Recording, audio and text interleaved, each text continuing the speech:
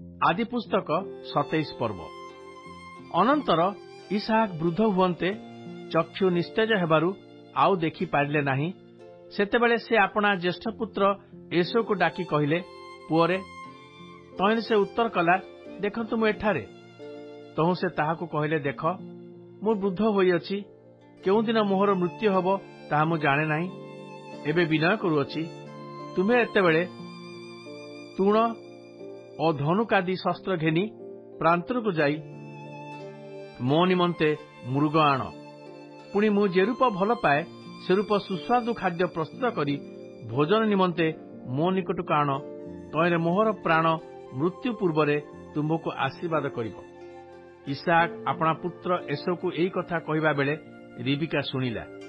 एतु एसो मृगा मांस आनिबा निमंते खेत को गला उतारे रिबिका अपना पुत्र जाकब को कहिला, देख तुम्हर भ्राता एसो सहित तुम पितांकर कथोपकथन मु सुनिली।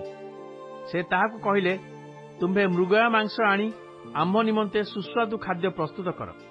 तहिरे आम्भे भोजन करी मृत्यु पूर्वरे सदाप्रभुक छामुरे तुमको आशीर्वाद करिबा। एथि निमंते पुओ, एबे मु तुमको जो आज्ञा देउअछि मोहर सेई कथा सुन। तुम्भे एबे गोठको जाई सेठारु 2 गोटी उत्तम छेली छुआ आण। तहिरे तुम्भर पिता जे रूप भल पाआंती से रूप सुस्वादु खाद्य मु रांधि देबी। तुम्भे ताहा घेनी पितांक निकटको जाओ। तहिरे से ताहा भोजन करी मृत्यु पूर्वरे तुम्भको आशीर्वाद करिवे। सेतेबेले जाकब अपना माता रिबेका को कहिला, देख मोर भ्राता एसो लोमस, मात्र मु निर्लोम। एणु जेबे पिता मते स्पर्श करिवे तेबे मु तांको दृष्टि रे प्रवंचक देखाजीवी। ताहेले मु आपणा उपरको आशीर्वाद न आनी अभिशाप आनिबी। मात्र ताहार माता कहिला, पुओ से अभिशाप मोते घटू, केवल तुम्भे मो कथा मान ओ जाई छेली छुआ आण। तो जाकब जाई ताहा घेनी माता निकटको आणन्ते माता ताहार पितार रुचि अनुसारे सुस्वादु खाद्य रंधन कला। तहिरे रिबिका घरे आपणा निकटरे ज्येष्ठ पुत्र एसोर थिबा उत्तम वस्त्र आनी कनिष्ठ पुत्र जाकब को पिंधाइला। पुणी छेली छुआर छाल घेनी ता हस्तरे ओ गला देशरे निर्लोभ स्थान रे गुड़ाई देला। आउ सेई रंधा सुस्वादु खाद्य ओ रोटी जाकबर हस्तरे देला। तो जाकब अपना पिता निकटको जाई कहिला, पित। से उत्तर कले, देख मु एठारे पुत्र, तुमे किए? जाकब अपना पिता को कहिला, मु आपनको ज्येष्ठ पुत्र एसो, आपण जहा आज्ञा करिथिले मु ताहा कली। एबे निवेदन करूअछि, आपण उठंतु, पुणी बसी मोहर मृगया मांस भोजन करंतु। तहे उत्तरु आपणको प्राण मते आशीर्वाद करू। तहेरे इसहाक अपना पुत्र को कहिले, पुत्र तुमे एते शीघ्र ताहा किपरि पाइल? से कहिला, आपणको सदाप्रभु परमेश्वर मते ताहा भेटाई देले। इसहाक जाकब को आहुरी कहिले, पुत्र मो पाखको आस, तुमे प्रकृतरे मोहर पुत्र एसो कि नाही तुमको स्पर्श करी जानिबी।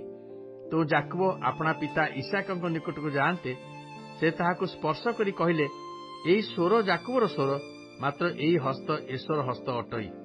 ए रूपे से ताहाको चिन्हि पारिले नाही, जेहेतु से अपना भ्राता एसोर हस्त न्याय अपना हस्त लोमयुक्त करथिला।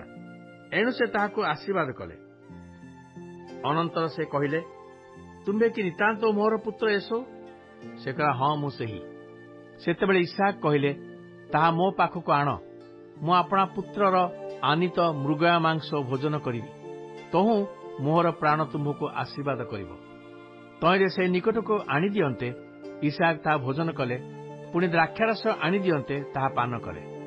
अनंतर ताहार पिता इसहाक कहिले, पुत्र एबे मो निकटको आसी मते चुम्बन कर।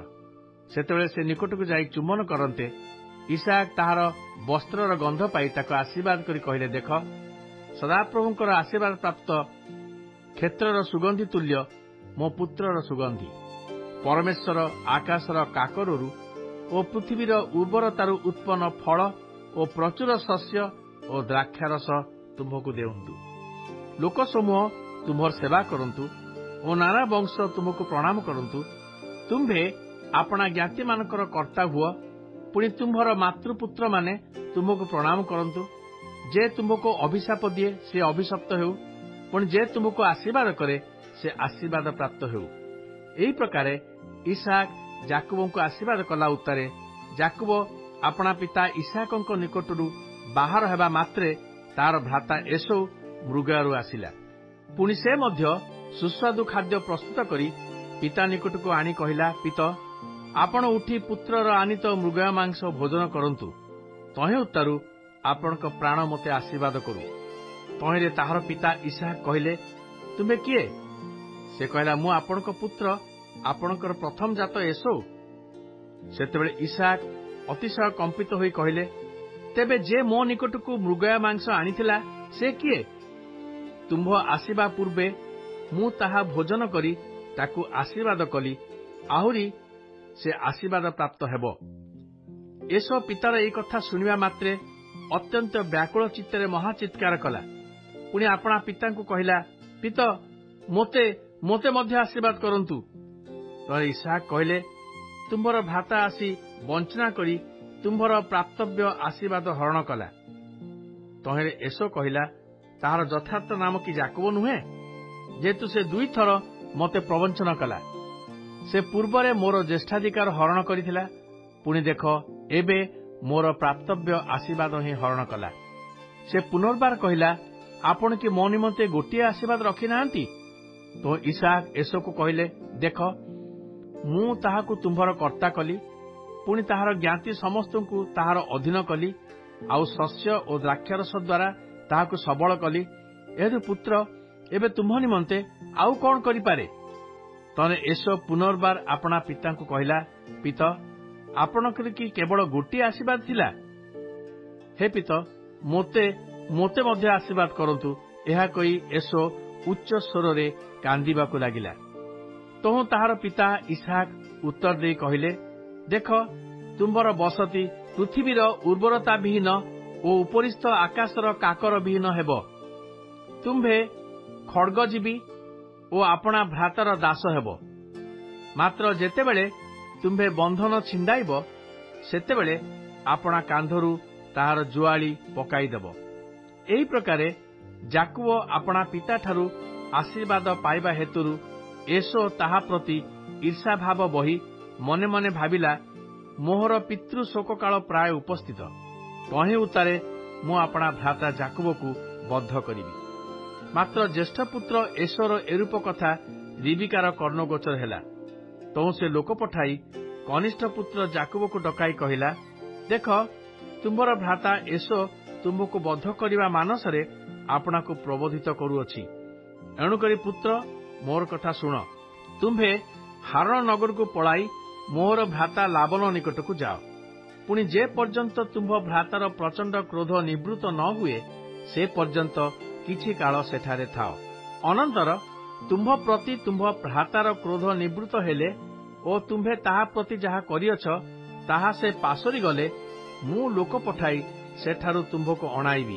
ଏକ ଦିନରେ ତୁମ୍ଭ 2 ଜଣଙ୍କୁ କାହିଁକି ହରାଇବି? ଅନନ୍ତର ରିବିକା ଇସାକଙ୍କୁ କହିଲା, ଏହି ହିତ୍ୟ କନ୍ୟାମାନଙ୍କ ସକାଶୁ ମୁଁ ଆପଣା ପ୍ରାଣରେ ବିରକ୍ତ ହେଉଅଛି। ଯେବେ ଯାକୁବ ଏମାନଙ୍କୁ ତୁଲ୍ୟ କୌଣସି ହିତ୍ୟ କନ୍ୟାକୁ ଅର୍ଥାତ୍ ଏହି ଦେଶର କନ୍ୟାମାନଙ୍କ ମଧ୍ୟରୁ କୌଣସି କନ୍ୟାକୁ ବିବାହ କରେ, ତେବେ ମୋହର ପ୍ରାଣଧାରଣରେ କି ସୁଖ?